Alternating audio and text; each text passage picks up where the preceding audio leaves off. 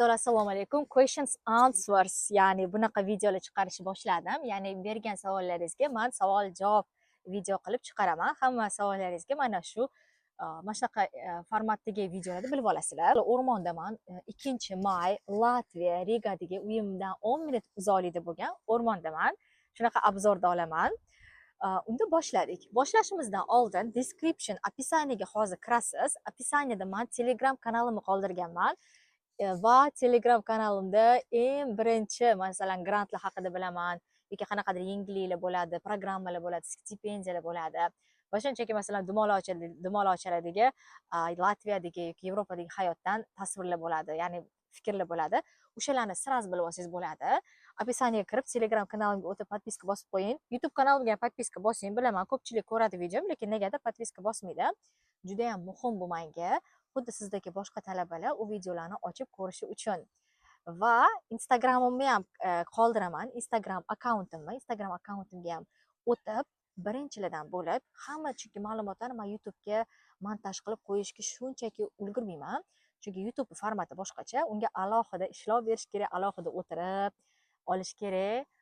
Montajni masalan 2-3 videolarni qo'shib yasab tez chiqarib yuboraman Instagramda. Telegram undanda tez, tekst formatli Telegram kanalimda bo'ladi va shunchaki tezgina qilib men tekst formatigina audio formatda ham eshitish uchun ham beraman. Unda o'rtoqlar ketdi. Savol-javob etapini boshlaymiz. Endi meni birinchi marta ko'rayotganlar, ismim Hilola, o'zim Toshkentdanman. Latviyaga 2022-yil o'qishga kelganman, magistraturaga. Unda ketdik. Endi birinchi savol, sizlardan kelgan savollarning hammasini bitta qilganman. Boshlaymiz. Birinchi savol. Viza chiqishdan oldin kontrakt to'lanadimi yoki vizadan keyinmi? O'rtoqlar, Latviya, Litva har qanaqa davlatga vizadan oldin kontrakt to'lanadi 100%. 100% kontrakt to'laysiz. Kontrakt примерно 2900 euro kamida, 2000 ga ham bor kichkina shaharlarda. Ana o'sha 100% qilinadi.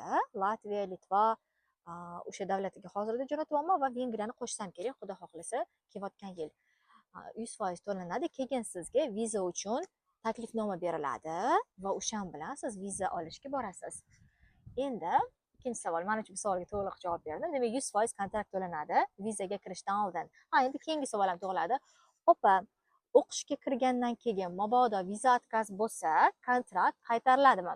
Ha, o'rtoqlar, kontrakt 100% qaytariladi. O'qishga kirganingizda viza отказ bo'lsa, demak 100% qaytariladi. Universitetga qilgan to'lovingiz kontrakt va agar universitetda depoziti bo'lsa, o'sha summa ham qaytariladi. Application fee degan narsa bor, u narsa qaytarilmaydi. Application fee bu universitetda ro'yxatdan o'tish uchun kiritiladigan summa, bosh to'lov, u примерно 150, 200, 100 dan 200 euro atrofiga, 200 gacha bo'ladi. Demak, u summa qaytarilmaydi, qolgani kontrakt 100% qaytariladi. Endi Xo'p, ham ishlab, ham o'qisa, agar diplomi O'zbekistonga o'tmasa, lekin Yevropa davlatlariga diplomi o'tadimi? Savolni yana bitta o'qib beraman. Demak, bu universitet, bu частный universitet haqida savol ketyapti.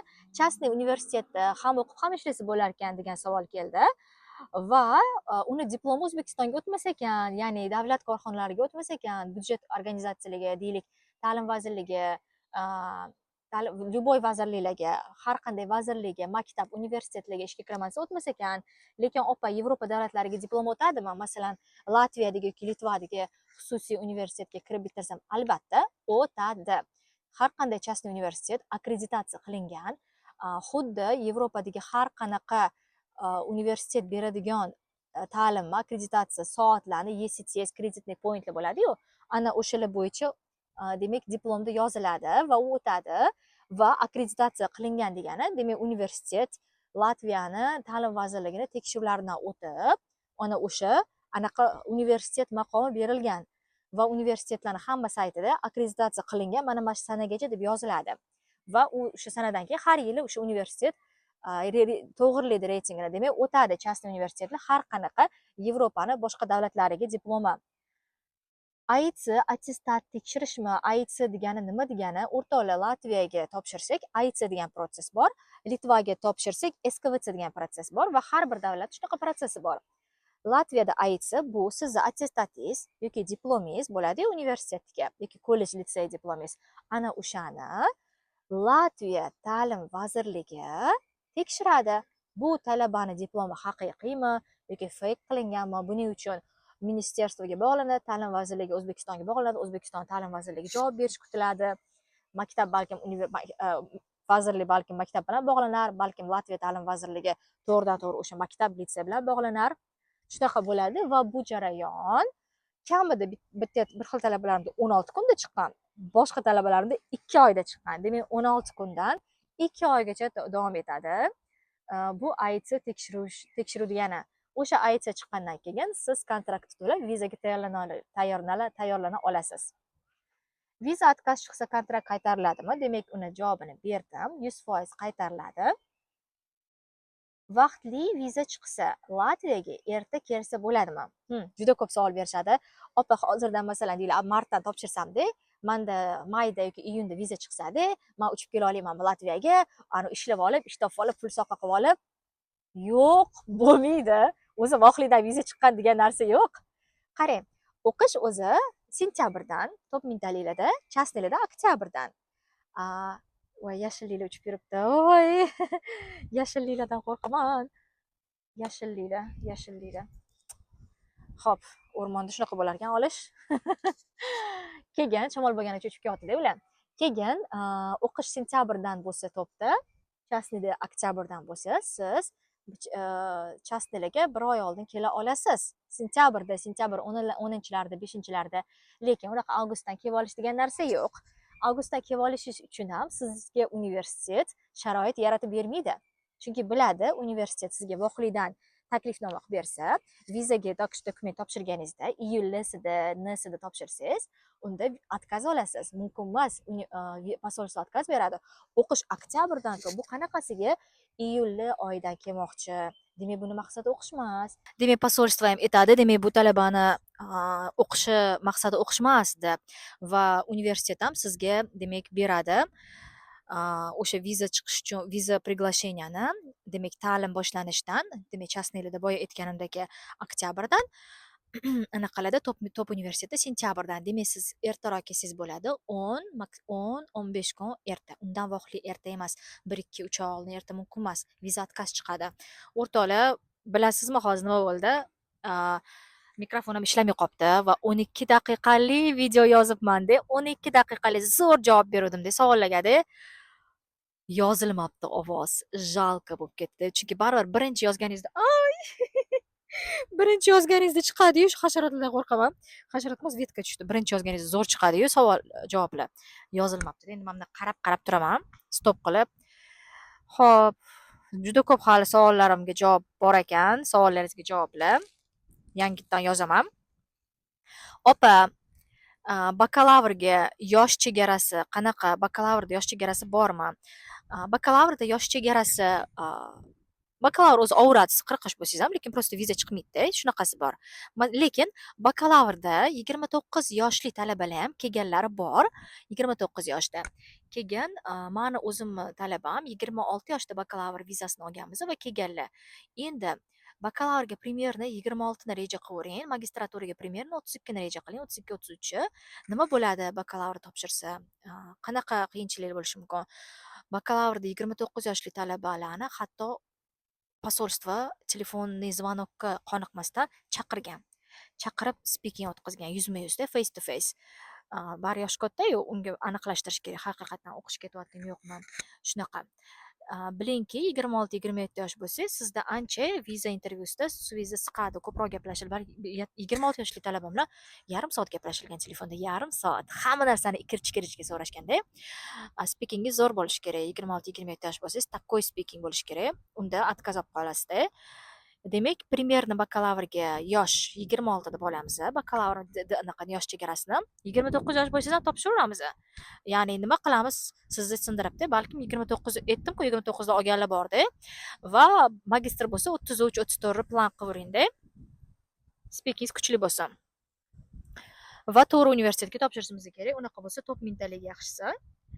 Magistr yosh chegarasini aytdim. Latviyada ham bakalavrdan oldin til kurslari bormi? Shunga kattakon javob beruvdim, demayli yana beraman. Ikkinchi marta. Latviyada bakalavrdan oldin til kurslari yo'q, lekin foundation bor. Foundationga, ya'ni talaba nimaga til kursini so'raydi? Talaba so'raydi til kursini. Demak, unda til sertifikati bo'lmasa. Ya'ni til sertifikatsiz yo'li bormi kelishi deydi til kursi. Latviyada til sertifikatsiz Latviyaga kelishi iloji yo'q. Foundationga ham til sertifikati shart. IELTS 5 yoki Duolingo 80 chiqib qolgan bo'lsa, IELTS 5 chiqib qolgan bo'lsa, topshirsak bo'ladi. Riga texnika universitetini til kursi bor. Foundation degan narsa, u til kursi emas. O'shanga topshirsak bo'ladi. TOEFL ham o'tadi. Milliy sertifikat sifrli o'tmaydi.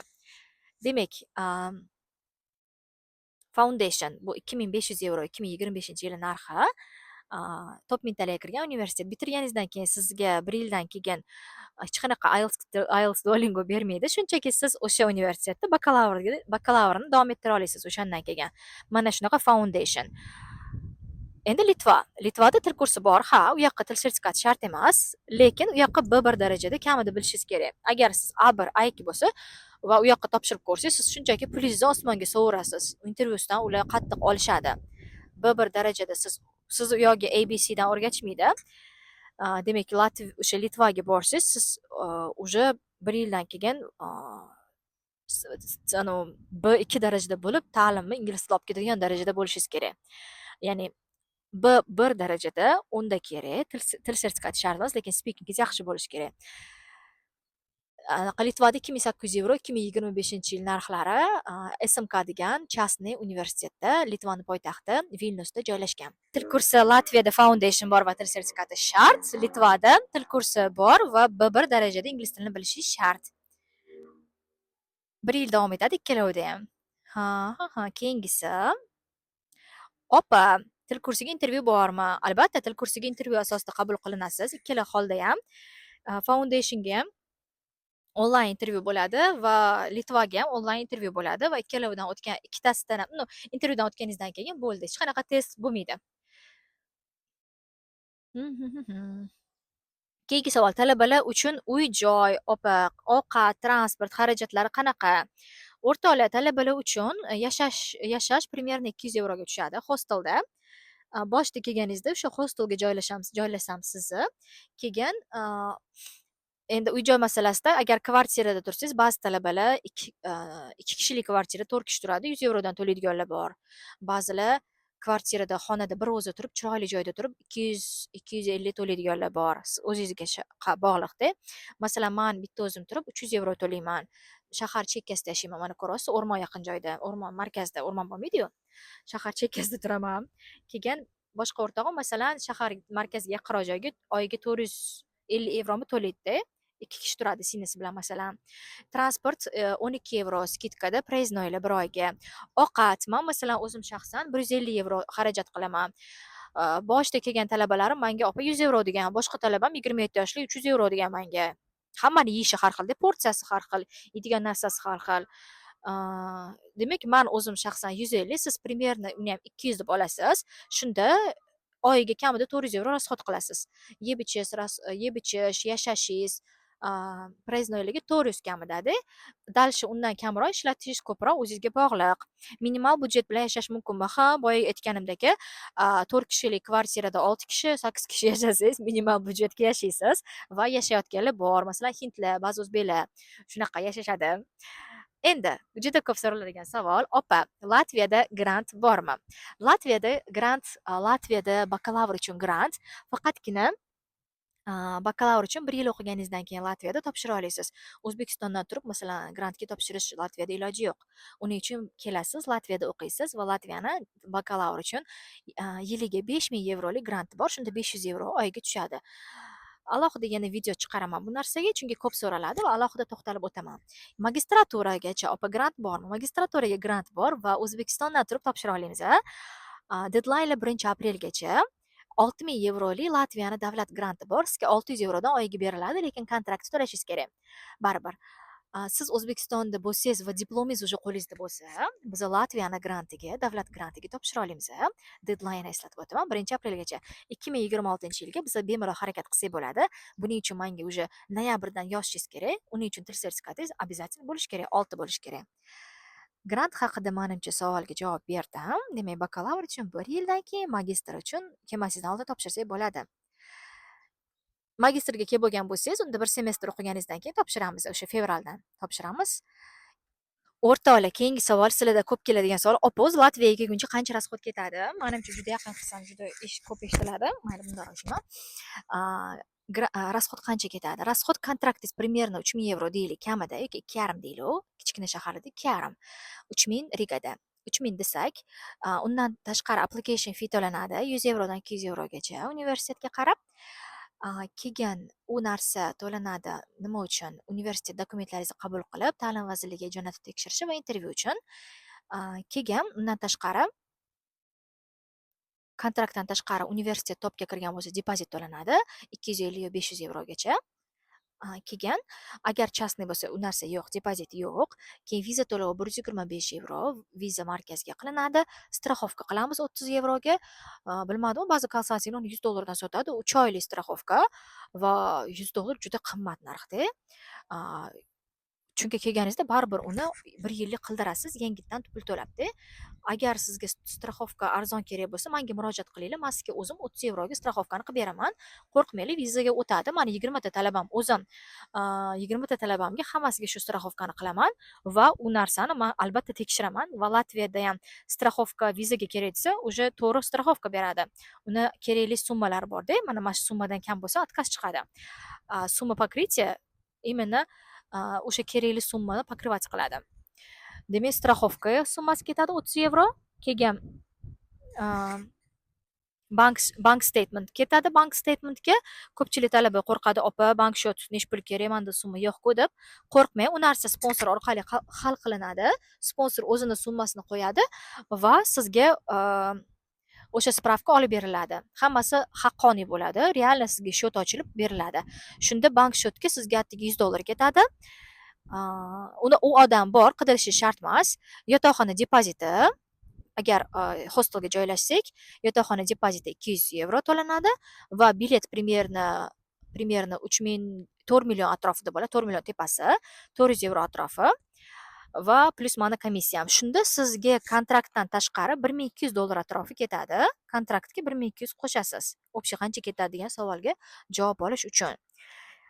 Endi savol yana keladi-da, opa, xo'p, bu savolni menimcha etdimmi, etmadimmi esimda yo'q. Menimcha etdim. Kontrakt qaytariladi degan narsani. Kontrakt qaytariladi, boya yuqorida aytgan edim. Endi opa, qanaqa ishlarda ishlasa bo'ladi? Latviyaga kelganda siz masalan qizlar call centerda ishlaydi, resepsiyonda ishlashi mumkin, oshxonada yordamchi, bolalar kuryerlik, sushida pishiruvchisini, shef sushini yordamchisi, oshxonada men pomidorlar to'rab, stollarni artib berib, tez shunaqa tayyorlab beradigan qizlar shunaqa ishda ishlashadi. Keyin anaqa mashinalar tuzatadiganchi bor-ku, ustaxonada mashinani yordamchisi. Keyin skladlarda ishlashligi mumkin, tovar taxlash, fabrikalar qanaqadir. Resepsiyonlar, keyin ofitsiant, o'zbek restoranlari, o'zbek oshxonalarida ofitsiant, ularga latish tili shart emas-da, o'zbekniki bo'lgani uchun. Keyin ofitsiant aytdim, barda ishlaydi, barda ingliz tili, rus tili, yana ozgina latish tili bilsangiz, o'tda oyligi yaxshi. Примерно kamida o'zi barda masalan 6 yevro, 7 yevro topishadi. Примерно mana shu oshxonalarga kelishganda talabalar 3,5 yevrodan boshlashadi. Kamida 3,5 dan, o'zi keyin oshib boradi. Soatiga 3,5 yevro. Endi opa, rus tilini bilmasdan qanaqa ishlash osonmi, qiyin emasmi? O'rtoqlar, rus tili bilganingiz faqat plyus o'ynaydi. Agar bilmasangiz, qo'rqinchli joyga o'rganib olasiz. Kerak bo'lsa, endi qarang, проездной olishga borganingizda, migratsiyaga borganingizda, dokumentlarni qilishga, unda ular ingliz tili biladi. Universitetingizda hamma ingliz tilida dars beradi, ingliz tilida bo'ladi muloqot universitetda. Rus tili bilganingiz sizda ko'chada yordam beradi, ish qidirishda. Deylik, o'sha o'zbek oshxonadagi amaki, latish amaki ingliz tili bilmasligi mumkin. O'sha oshxonada shef sushi ingliz tili bilmasligi mumkin. Keyin siz rus tilida muloqot qilasiz, o'shanda yordam beradi.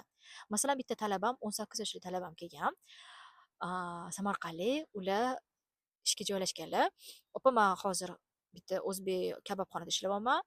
O'zbek turk kelgan, men ham rus tili bilganim uchun ham kassaga ham qarayapman, ham anaqa oshxonaga ham yordamchiman, ishqilib hamma narsa qilyapman. Rus tili bo'lgani uchun kassaga ham, ingliz tili bo'lgani uchun kassaga ham qo'yishyapti. O'shanga oyligim vроде yaxshiroq deganlar. Menimcha 3,5 dan sal ko'proq otgandilar ular. Shunaqa rus tili bilganingiz plyus, bilmasangiz o'rganib olasiz. Qaysi tilida Latviyada gaplashishadi? Latviyada o'zini latish tilida gaplashishadi. Keyin bu yoqda 50% aholisi ruslar. Yosh kattalar rus tilini ham bilishadi. Keyin ingliz tilida gaplashishadi. Agar ingliz tilida gaplashadi. Demak, 3 ta til. Hattoki manchi bilasizmi? Bu xalqi 3 ta tilda gaplashadi-yu, latviyaliklar. Daniyani menga katta konkurenti, ya'ni katta konkurensiya, competition. Raqobat ish masalasida, ya'ni siz latish tilini bilmasangizda va o'sha ishga latish tili kerak bo'lsa-da, latishlarni ko'pini ko'raman, 3 ta til bilishadi. Latish tili, ingliz va rus tili bilishadi-da. Mani ular ishga olishlik uchun men yana demak o'zimni skillslarim ko'proq bo'lishi kerak. Ya'ni menda biladigan experience, tajribalarim ularnikidan kuchroq bo'lishi kerak. Shunaqa. O'shancha qancha til bilganingiz, shuncha o'zingizga rol o'ynaydi. O'zbekistonda qancha hunar o'rganib, kasb o'rganib kelganingiz juda o'zingizga katta rol o'ynaydi. Hunar deganda oshxonami, video olishmi, chiqib o'zi haqida gapirib berishmi, nimadir tuzatishmi, ya'ni hunar, telefon tuzatishmi, balkim velosiped tuzatishmi, u velosiped rosa ko'p bu yoqda aytgancha. Har bir hunar faqat sizga foydasiga o'ynaydi. O'rtoqlar, yana aytib o'taman, Telegram kanalimga kirib podpiska qilinglar. YouTube videoyimga podpiska qiling. Qanaqa savollaringiz bo'lsa ayting. Keyingi videoyimga savol-javob degan videoyimga qoldiraman. Va YouTube'da shamolda, o'rmonda shamolda olganimizga qanaqa yoqdimi, yoqmadimi, shamol xalaqit bermadimi, shu qillar. Uni ham yozib qoldiring. Unda oxirigacha ko'rganingiz uchun xayr. Baribir 18 daraja, lekin hech 18 emas, qo'llarim muzlab ketdi. Shamol. Shunaqa gaplar. Xayr.